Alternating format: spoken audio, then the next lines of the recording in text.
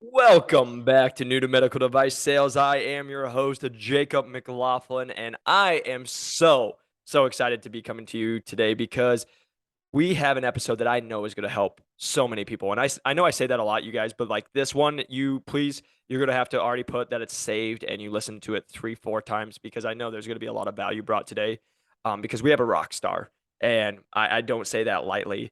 Today, we have somebody who was able to graduate college in around 3 years. She was working as an MA, and she now has broken to medical device sales with one of the largest companies in the world. And through the whole journey, she just rocked it. She crushed it. I'm just so proud of her.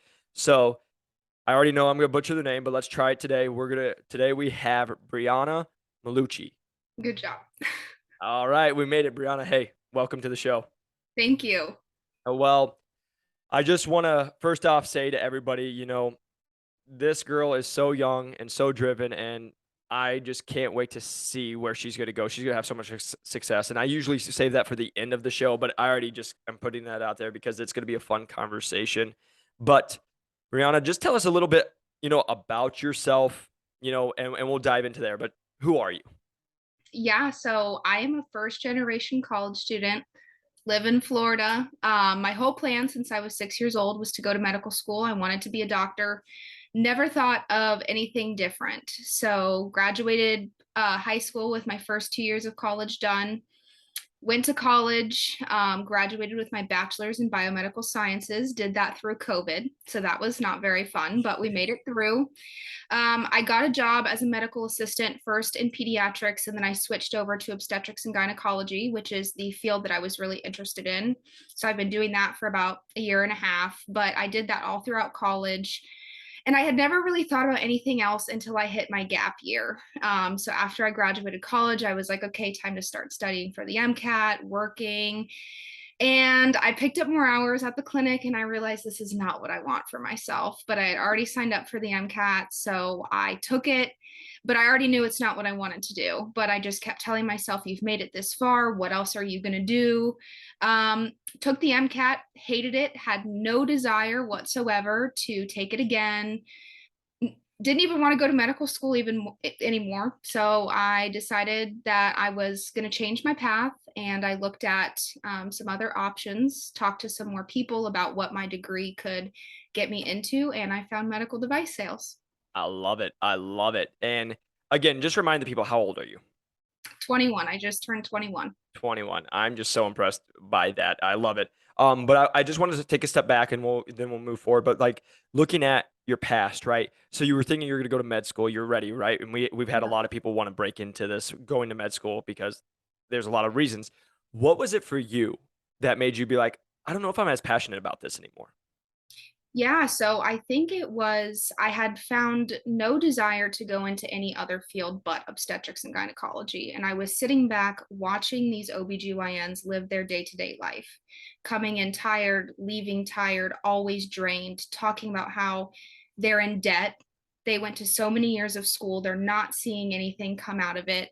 Yes, they are fulfilling their need to help others, and that's satisfying, but they're not getting anything else out of it. They're not even happy in their life. And I was like, okay, that's not what I want for myself. I want to spend time with my family. I want to be successful and see good outcomes coming from the work that I'm putting in. And so that's when I took a step back and reevaluated, like, what am I looking for in a job? Is there another career that could give me the satisfaction of helping patients and having good patient care? I'm so proud of you, and it's just so smart because the thing I say this to people that are on this show and like who you guys are listening. I've always said it makes sense to me to reach out to people to kind of try to shadow what you want to do with your life, right?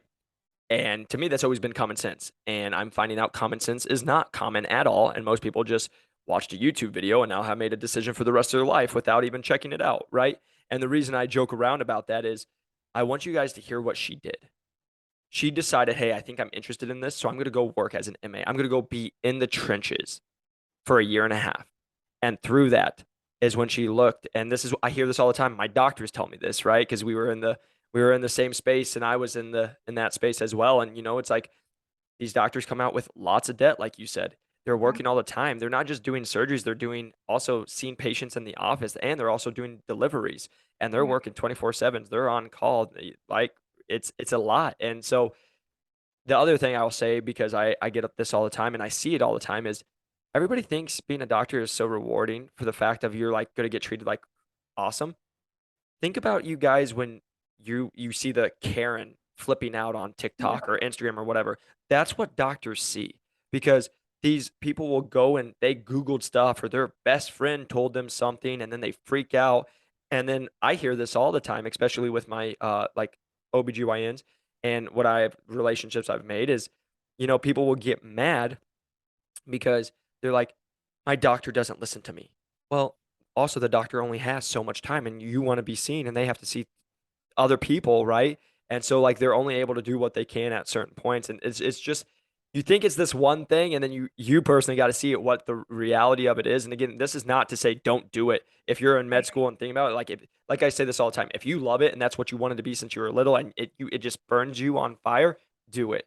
But Right. what most people do is they go do it for 10 years. They're in hundreds of thousands of dollars in debt. Now you're 31, just starting, right? And now you have to work. You don't have a choice because you're in hundreds of thousands of dollars of debt. So now you have to work and take all the on call and do all that work.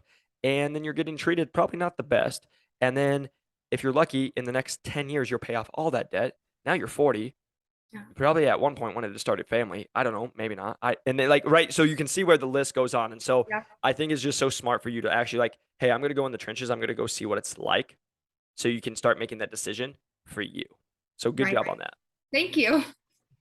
So again, so all right, so you're an MA, you're like, "Hey, I don't know if this is what I want to do." So you start looking, "Hey, maybe medical device sales." Okay, why medical device sales? Well, I knew that I had a strong clinical background and I like being in a clinical setting. So I knew that whatever career I was going to go into, it had to be in a clinical setting of some sort. But I knew nursing was off the table. That didn't really excite me. Being a PA was too close to being a doctor. I felt like I was putting myself back in the same position. But I knew that my personality was good for business. My family has a family business, and which is the one reason I stayed away from it for a while because I got to see the bad parts of it. But I started researching. I talked to a really close family friend that is close to retirement in med device sales, and I kind of got like a day to day. How did you climb the ladder? How did you get started? She actually got her biology degree and wanted to be a teacher. So I asked her, what made you want to go into medical device sales? And the more that I just kept researching, watching day in the life videos, talking to people that were in med device sales, something clicked. It was like, okay, this is solidifying the fact that you are not meant to be a doctor. So stop lying to yourself that you're going to be a doctor because you're not. It's not for you, and that's okay. And so I just took off with the med device sales track, and I haven't been happier ever. That's I love it. I love it. And the thing I just want to touch on this because I say this right. You guys have listened to me by now and I don't shut up. But like I don't just talk about medical device sales. I talk about life, right? And the thing Brianna just said is like she stopped lying to herself. She started like being really, what do I want out of life, right? I say this all the time because most people never do that. I know 50-year-olds who've never stopped lying to themselves. What do you want out of life? Who cares what your mom wants, what your dad wants, what your family wants for you? That's great. But guess what? They're not you. They don't know what you're in your heart. They don't know what you have for passions. They don't know what you're going to offer this world. I got told all the time I needed to go be a doctor. That's what my dad wanted me to be. If I would have been a doctor, I would have been miserable. And Yeah. then guess what? I would end up hating my dad. Right. And that's what people don't really look at Yeah. when you start talking about that kind of stuff is Gary Vee. That's why I love him. But he talks about it. People will do stuff, never be true to who they are. They do it because other people tell them to do it. And then, first off, most of those people don't even care. And second off, then you're miserable. And now the people who told you to do it, you regret or you resent because now you're doing something you don't love. And it wasn't because you were too afraid to be you. You were too afraid to believe in yourself and what do I have to offer and what could benefit my life. So I just want to say, I wanted to touch on that because that is a point right there that everybody needs to hear. You were true to yourself. You were like, Yeah. "Hey, what's gonna make me happy?" I think that I was so focused on having MD behind my name and the prestige of being a doctor, and I'm smart and I'm capable, and everybody telling me like your ability to connect and empathize with patients It's just why you should be a doctor. So I feel like the majority of the reason that I was so like dead set on being a doctor was because so many things were put in my head that that was my only option. Prior to me like doing my own research, nobody sat down and said to me, did you think of med device sales? Yep. Did you think of something else? Nobody says those things to you. No. And I was just so focused on, I'm going to be a doctor. I'm going to be a doctor. And it's not all it's cracked up to be once you really see it. And I don't want to live that life for myself. Exactly. And the one thing I'm gonna do, I'm gonna be a little edgy, as you guys know I like to get to, but like here's the thing. This is most people I meet. Are you doing it for you or are you doing it for other people? Do Right. you really care about being an MD or do you do it because you want to get told that you're smart? Do you Yeah. care? Like this is I say this all the time. Everybody talks about because and again, guys, I say this out of experience. I've met the millionaires. I've met the people who went to these prestigious schools. Guess what? They're no happier than you guys because guess what? They're seeking validation. They say something, seeking for somebody to be like, "Oh, that's great. I went to Harvard. Awesome. Cool. Guess what? I know people who went to Harvard and live in their mom and dad basement and make $0. I don't give an F what you do. Like, I don't care. Cool. You went to Harvard? Guess who cares? The only people who care are the people trying to go to Harvard or the people who from Harvard, right? I always make that joke because it's no different than medical device sales. And this is where it kind of circles back. You know who cares about getting into the big companies? The people at the big companies or the people who want to be in them. Otherwise, nobody cares what company I work for, right? Absolutely. I went to my CPA, and the only reason they know who it is because they're like, oh, nice, that's a good company, right? Because they know what's coming in through the CPA, right? Otherwise, I go to tell my mom, she doesn't know my company, Exactly. right? Yeah. So like I just say that for you guys. Again, the thing is it's about you. Who cares? Don't if you're doing it for status, you are going to be let down time and time again because you're going to want people to care who just don't care. And that's why you should only do everything in your life for you. And that's why I just get real with you guys because again, this is me going off the dark track of not medical device sales, but Yeah. the only person in life that's going to make you happy is you, Yeah. not your And I mom. 100% like anybody who's listening who is even remotely considering med school, become an MA, look into it. If you'll know when you're in that job if being a doctor is meant for you. Yep. There's just you either you are or you aren't, and there's a very clear line. But I feel like a lot of people are like, oh well, I'll just graduate and apply to medical school. I'll take the MCAT. I don't need a job because it's not a requirement. But had I not exposed myself to that, I would do 10, 12 years of schooling and residency, gotten out and been miserable. Yep. Yep. 100%. Well, again, I could talk about this all day. So I'm just, again, proud of you that you made that jump. All right. So you decided medical device sales. Then what? What was your game plan from there?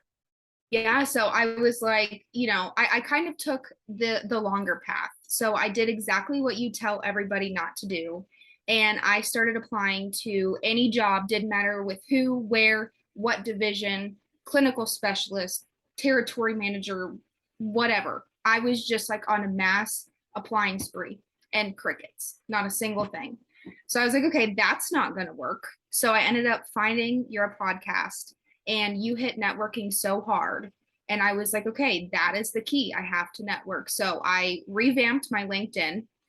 And one of the first people I reached out to was you because, there's no one better to teach you how to network than you, which that led me to success. But I had to also gain the courage to not be afraid to reach out to people, Yep. which I think is a big part of getting over like that step to be successful and get a job in med device sales is you can't be afraid to reach out. You're going to get rejection. People aren't going to respond to you, or they're not even going to say anything nice when they do.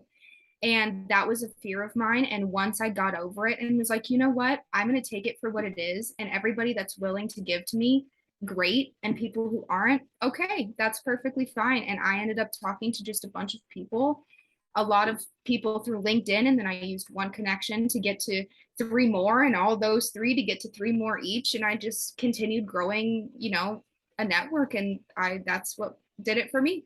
I love it. And you're so right. And the one thing I want to just touch on for everybody is, everyone says that, especially like I talk to people, I don't know if I'm right for sales, right? Oh, I don't want to be a used car salesman, which it's not, right? Like we've gone over that and Yeah. debunked that myth. But also, oh, I don't know if I want to get yelled at or stuff. Well, it's not like you get yelled at every single day. It's not like everybody ghosts you and doesn't talk to you, right? But two things. It's like a band-aid. You think it's gonna be great, horrible. You rip it off and you're like, okay, it didn't really hurt that bad, right? Number two is you think, oh my, like I hear this all the time. I reached out to 20 people. One got back to me. 19 people didn't get back to me. And I'm like, but one did. Focus on the one. Because guess what? The 19 people don't even know you exist. Right? Right. That's what my funniest part is. You're on LinkedIn. It's no different than when people reach out to you guys on Instagram or TikTok or whatever it is, and you're like, they have 3 followers. I think it's a fake profile. Yep. Cool. You don't know who that person is, so you don't even care. It's the Yep. exact same when you guys are reaching out. You think people remember you? Please. Like, people have a life outside of some random person who just reached out to them. And guess what? Two things.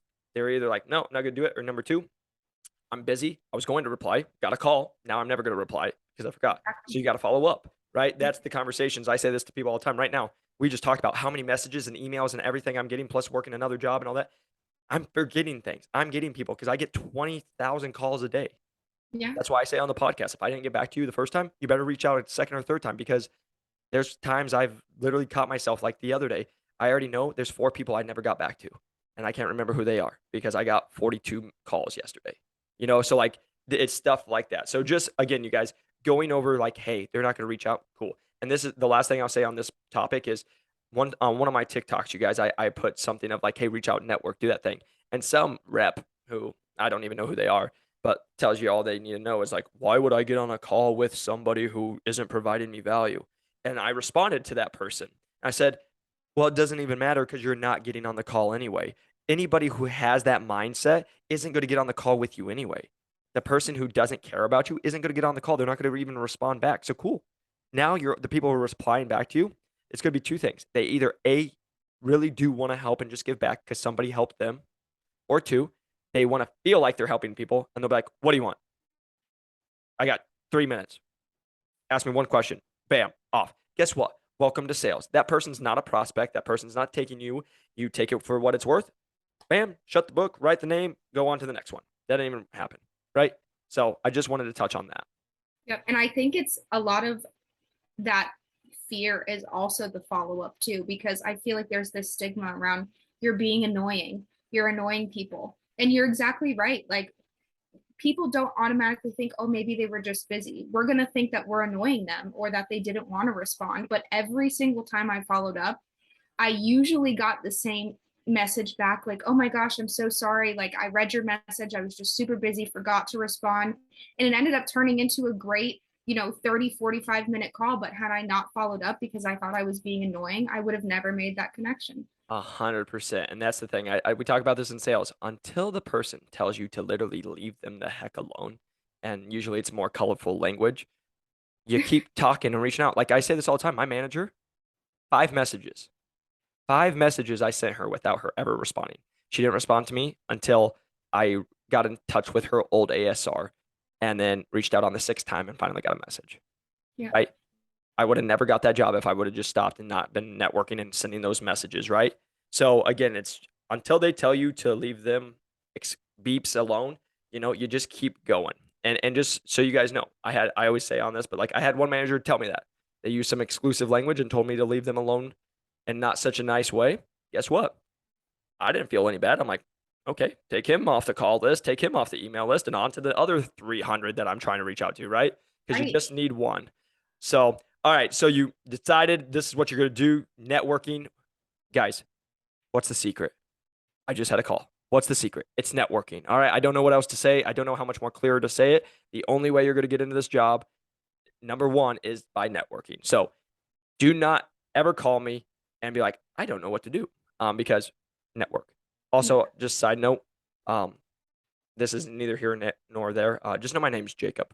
I've had several people over the last week being like, "What's up, Jordan?" I'm like, I don't know how to Oh respond to my that. gosh. So if you guys are gonna reach out to me, that's just a little joke and a little fun. I'm poking some fun at some people, but at least know my name if we're gonna jump on a call and talk, and not just my name to anybody you're reaching out to. At least call them the right name. That's the least Yeah. you guys can do. But again, more fun. So okay, you got it. Now you're with the top company in the world. We got there. Okay, but what did that kind of look like? What did that interview process look like? How did you have that success to land where you're at with one of the largest companies in the world at only 21 years old?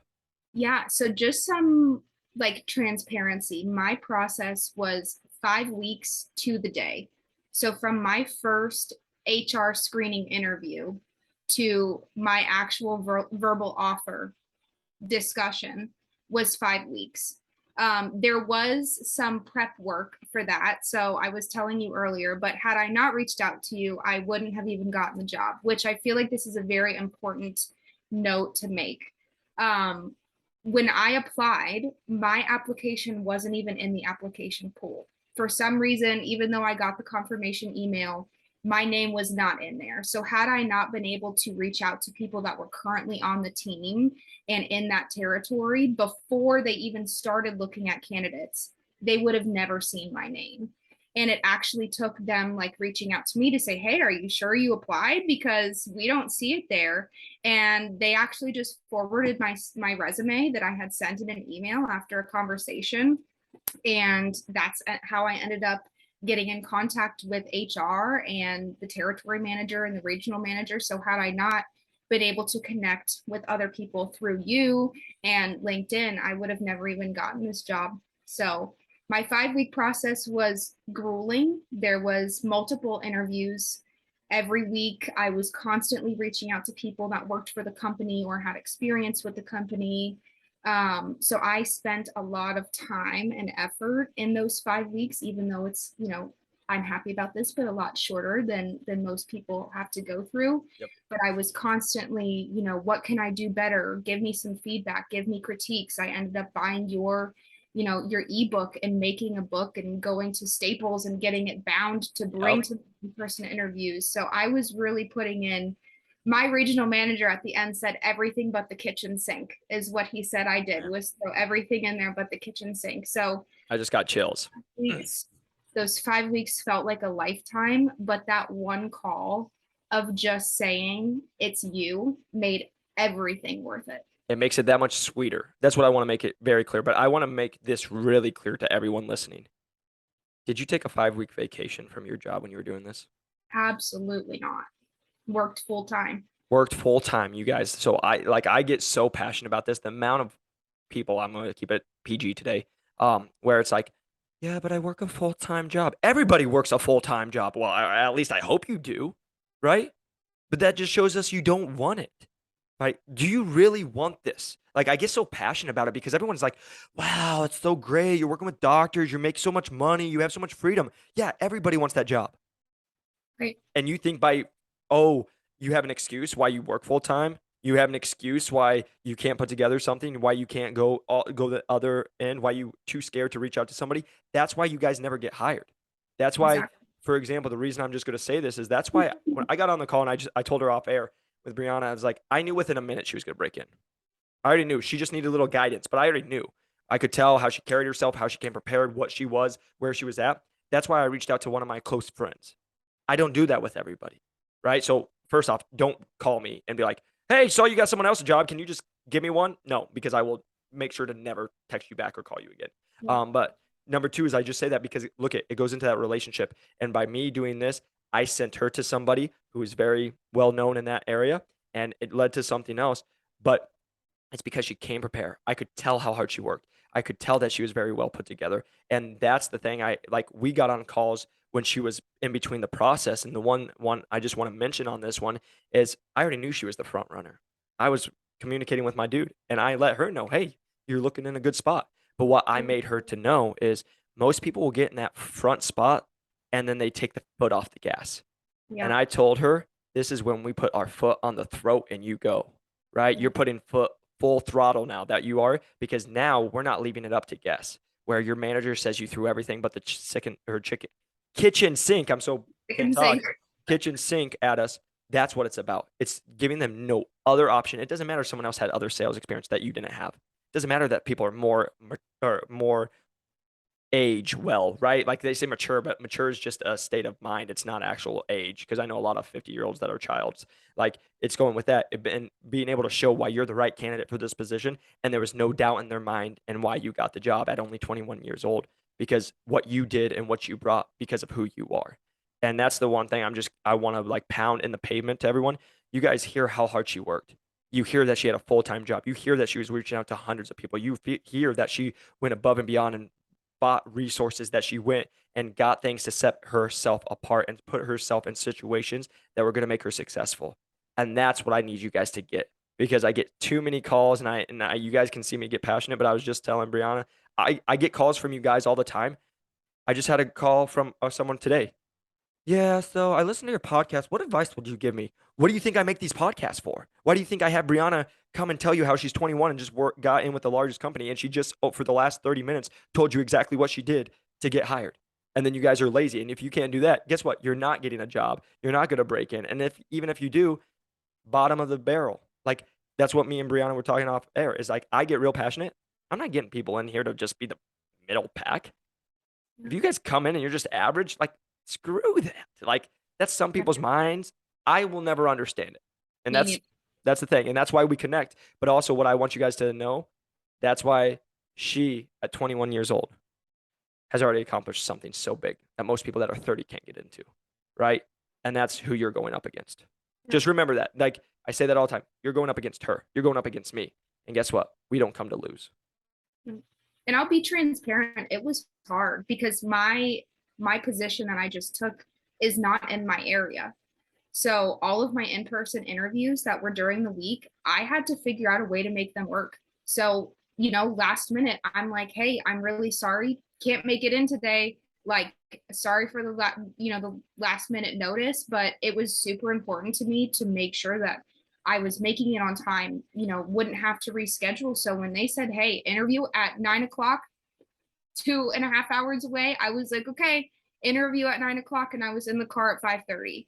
So it's not easy, but it's rewarding. And if you're meant for the job, you will put in that time. You will Yep. put in that effort if that's what you really want. And I think that was a big push for me is I want this job and I'm going to get it. Yep. And nothing was stopping me, whether I had to call off, stay up late at night, wake up early, spend money, whatever it was, I was going to do it. Yep. And that's called passion right there. And you can't replace that. All you people who just want to get in because of money or free time, you're never going to win. That's what's going to win every time. So I love it. Again, you and I could talk all day, but I do want to just keep it somewhat short with these guys. So first off, they're going to reach out. People are going to reach out. It's fun. Like I just told you, we have had other guests. They're texting me today. They're like, hey, I'm having a bunch of people reach out for the podcast. Love that. I love that you're able to give back. But you already know the question. Hey, I don't have sales experience, or I'm in the similar shoes as you, or I do have sales experience, but I'm trying to break into medical device sales. Yeah. What advice can you give me? What would you tell them? Yeah, let's start off with not having sales experience. I didn't have a single ounce of sales experience. But the first question that I was asked in one of my interviews is, you don't have sales experience. How are you bridging that gap? My answer right off the bat was to talk about the networking that I've already done. That's a huge part of the job is getting to know people, not being afraid to reach out to people. And when I pulled out my spreadsheet of everybody that I've talked to, the date I talked to them, the notes from our conversation, they were like, well, I guess that answers that question. And that was the end of it. I totally shut that question down because I proved before I even got to that interview that not having sales experience wasn't going to stop me from knowing how to get through a sales conversation. Closing at the end of the interview was a big thing too. That really sealed the deal and showed that even though I don't have sales experience, I knew what the sales process looked like. And my biggest piece of advice to anybody that wants to break into medical device sales is talk to people. If you get the chance to do a ride along with somebody, do it. Watch day in the life videos, but no, it's not always pretty, obviously. But, reach out to people, talk to people from different companies, different divisions, different job titles, and see what interests you the most and run with it. And don't let anybody tell you you can't. Love that. And that's go back and listen to that 12 more times. All right. That's what I'm just going to say, you guys, because the only person holding you back is you. The only excuse of why you can't break in is you.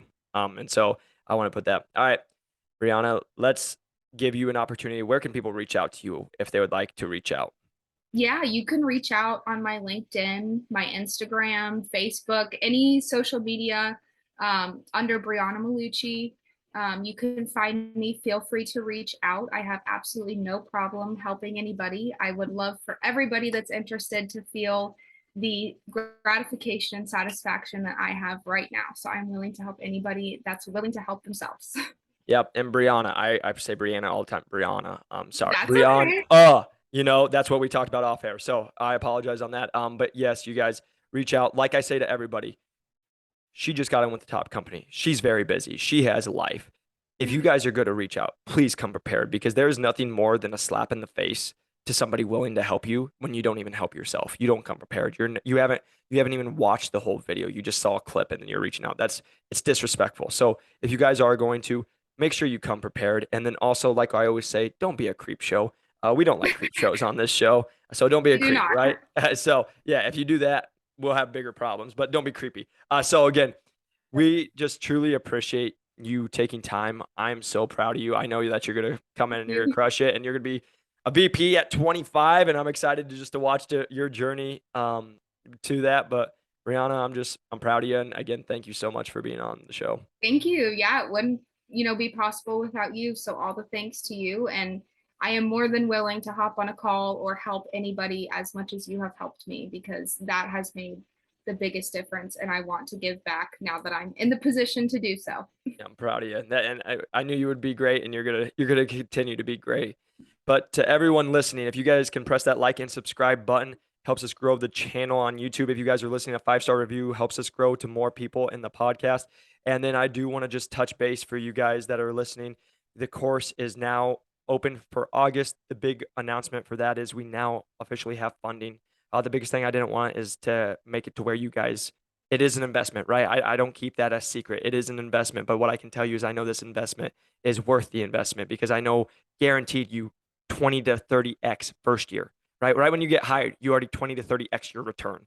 And then you go in the rest of your life. And I joke around, this is what I've been talking to people. You could be in medical device sales for the next 10 years and suck, and you'll do over $1 million, right? And that's if you're making 100 grand, right? And so I just say that I know the investment and I know it can be scary, but that's why I didn't want that to be a problem. We've got funding available. So if you guys are interested, please feel free to reach out. We can set up a Zoom meeting because I say that I only accept 5 people. I keep it very close, but it's fun for me. People who got in the course only 4 weeks ago.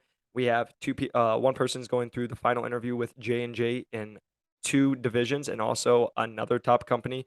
I better be careful on what companies I'm saying out there, but also just, seeing people that have come into the course who've didn't even know what medical device sales was 5 weeks ago and having them in final interviews and top interviews with top companies. It's a lot of fun.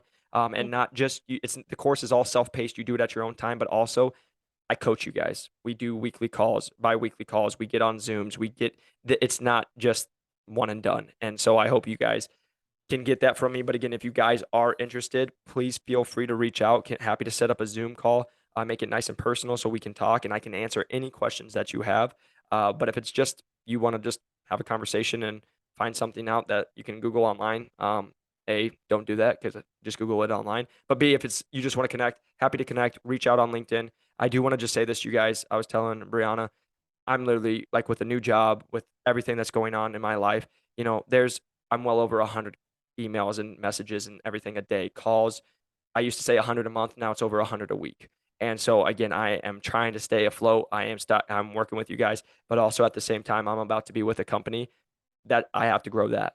That's my thing. So I'm trying to be as strategic as I can be with you guys. So if you guys are going to reach out, come prepared. But B, if you guys don't hear back from me, follow up because just like I said, it's already happened where I pick up, I'm going to respond to someone, I'm going to call someone, and I got 17 messages at the same time, and I have to get on a call, right? So just feel free to reach out. But I just want you guys to know how much I appreciate you. You guys feel free to reach out on LinkedIn, Jacob McLaughlin, on TikTok, new to medical device sales, Instagram, all the above. I'm happy to get on a call. But we just want to say, Briana, thank you so much and proud of you and excited to watch your career. Yeah, thank you so much for having me. Thank you. And we will see you guys on the next one. Peace.